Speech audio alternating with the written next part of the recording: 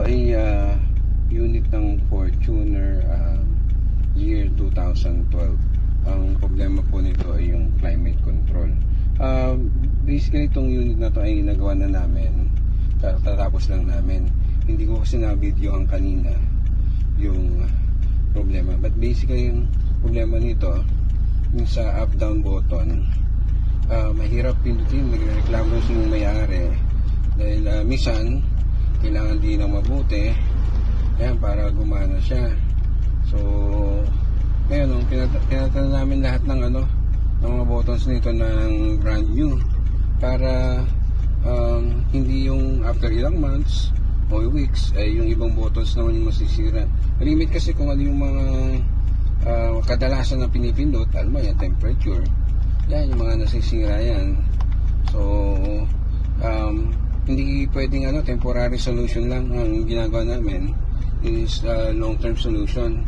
So pinapalitan na namin yung mga parts na kailangan palitan, especially yung push button switch kasi yan siya, nagde-deteriorate eh. So kumbaga sa may number of clicks lang yan, katulad ng mga remote control. Kaya pag malimit mong pindutin yung power button, yun, hindi gagana yun eventually. So may number of lang siya, kumbaga may lifespan lang siya. So yan, lahat ng buttons na to gumagana naman. Hindi ko na lang pipindutin lahat, but basically yan, gumagana yung pan, up down button. Yeah, ito yung off. Try natin i-off yan. Namatay yung yung indicator. So nag-off yung yung aircon. Yan. So yung temperature umaangat naman, bumababa. So yan. So nililipat naman kung saan yung direction ng hangin, saan papunta. Yan. So ito rin, ganito rin dito. Kung galing sa labas o galing sa i-recirculate yung air. So yan, yung mga buttons na yan, lahat gumagana.